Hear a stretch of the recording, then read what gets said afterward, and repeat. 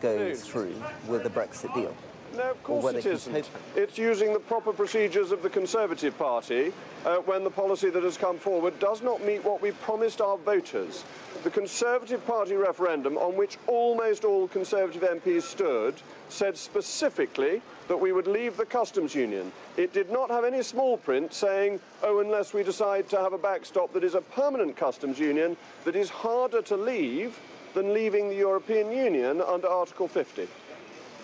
This sounds and looks like a coup. I think a coup is when you use illegitimate procedures to try and overturn somebody who is in office. This is working through the procedures of the Conservative Party. It is therefore entirely constitutional, and dare I say to Newsnight, coup is the wrong word. Well, what has been achieved today is not Brexit, and it divides, well, the law to leave has already been passed. The Withdrawal Act is through, but what we need is a leader who will say to the European Union, it is impossible to divide up the United Kingdom. It is impossible to agree to a situation where we have a perpetual customs union. It is impossible to pay £39 billion of taxpayers' money for a few promises, which was meant to be £39 billion for an implementation of a deal. And it is impossible for us to allow the continuing jurisdiction of the European Court of Justice. That the problem is that the negotiations have given away on all the key points. I don't think that's correct. We'll have to wait and see. Laura, please.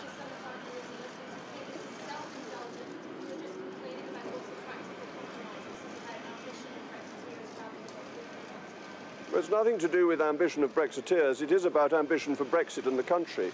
Leaving the European Union is the most fantastic opportunity of the United Kingdom. It means we can have the opportunity of setting lower tariffs, cheaper food, clothing and footwear, helping the least well-off in our society the most. This opportunity is being thrown away. If you look at the deal, our tariffs will be set by the European Union, and it would be illegal for us to offer lower tariffs. This is not Brexit. This is a failure of government policy. It needs to be rejected. This is nothing to do with personal ambition. Jacob, would you make a better leader than Theresa May? Ms. One more from speaking. Laura, and then we'll move. Sorry. Well, the deal risks Brexit because it's not a proper Brexit, and the Withdrawal Act is in place, and therefore the law is already there for us to leave. But we've got a question from a gentleman from the Times. Would you make a better leader than Theresa May? I'm not offering my name as leader. This is nothing to do with me. This is about not having confidence in the current leader and believing that the deal simply does not work. Hang on, Andy Bell, please. What do you say to those who now say that the consequence of this could be that it crashes out of that deal, and all the risk to people's jobs and livelihoods as well? This is a massive risk that you are now seem to be prepared to take. We have heard Project Fear again and again. On it goes, but that all the aspects of Project Fear so far have been wrong. We were promised a punishment budget. That never happened. We were promised an increase of unemployment by 800,000 by voting to leave. That did not happen. We trade with other countries on World Trade Organization rules. It takes 6 seconds for goods to be cleared at Southampton. We do not need to trade on anything other than WTO rules. That will be an economic success, and we'll be free to determine our own future. Democracy will win. Hang on, sorry, let's have order. We've got plenty of time. Yes, but Mr. Andy Crick Bell, always I gets... think... Oh, you want to know? You've had a go. Mr. Crick. Who would make a better leader than Mrs. May? The Conservative Party is likely to be full of talent, and there are many, many people. You asked me that on the stairs coming down. And OK, well, who do you want me to start with? You've got Boris Johnson and David Davis, and you've got Dominic Raab and Esther McVeigh. You've got Penny Mordaunt. You have streams of talent within the Conservative Party who would be very capable of leading a proper Brexit. Jacob, 1, 2, 3, please. Oh, we've got to have the Telegraph.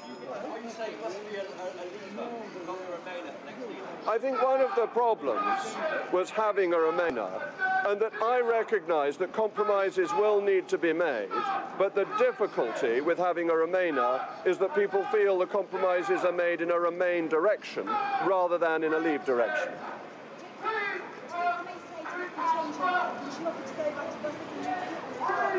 No, it's too late. You can't write a letter of no confidence. You can't come to a decision that you have no confidence over many, many months and then wake up the next morning and say it was a Dallas-style dream and I never really did it. So, no. My final decision after the Prime Minister's statement this morning, but I'd come pretty much to the conclusion that this was likely once I'd had the chance to read the papers last night. Can you go to Ross and then Rob, please, and then you?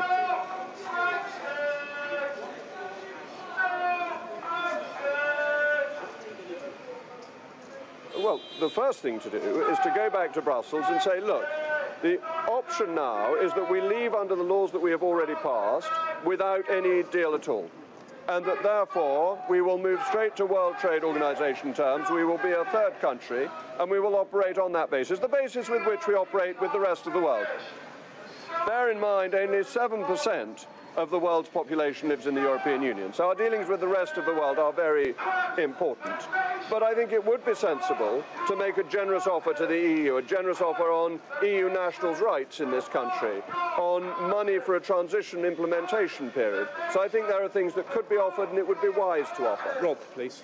To follow up on that, why is the EU going to give you a deal, or whoever your new leader is, a deal that they wouldn't give to Theresa May, that they wouldn't give to Dominic Raab, they wouldn't give to David Davis?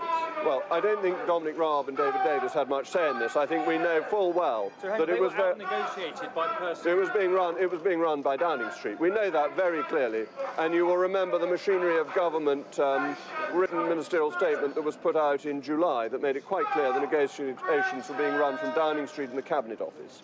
So they weren't in charge of them. We didn't ask for the right things, and we asked for this customs union backstop. The British government asked to tie us into this ridiculous customs union backstop. If you can, speak up just a little bit. This gentleman, please. It's a sign of a lack of support for your position that 48 letters haven't been sent to Graham Brady by the end of today. Not by the end of today, but yes, if nobody else follows, if you lead people and everybody hides in a cupboard, that would not be a great position to be in. That is obviously true. I think the letters will go in, but I'm not giving a time frame. Gentleman here, please. Yep. I don't think there's much point in a Brexit secretary when it's all being run from Downing Street.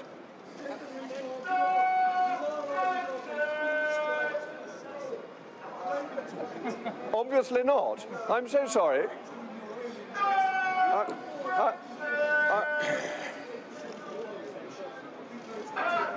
Well,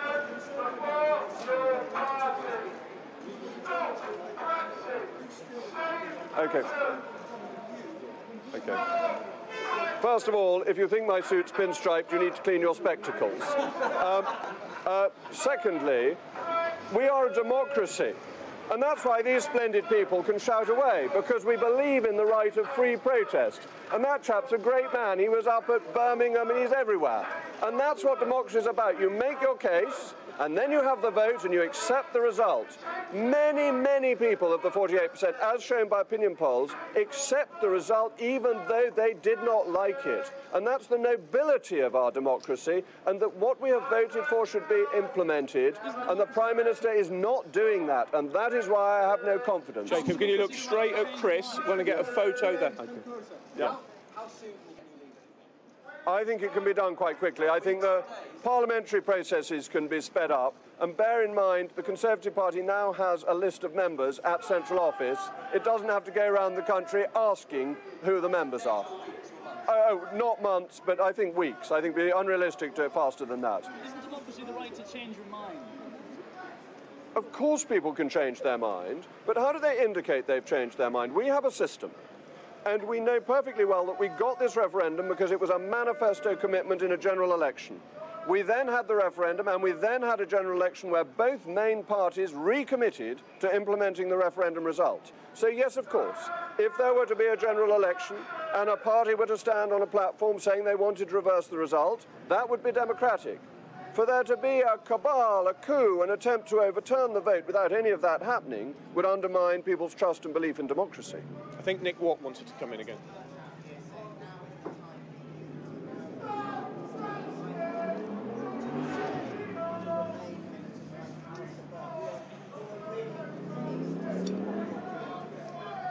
People always call for unity when the policy that they're following is wrong.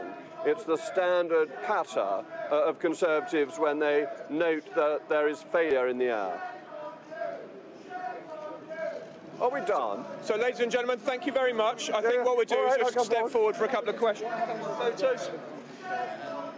Well, it would show a very large number. Well, Jacob Rees-Mogg there saying that he thinks a leadership challenge to Theresa May is underway and making it very clear that he rejects this deal. Let's get the reaction of the Conservative Minister, Rory Stewart, to what you just heard. First thing we need to do is explain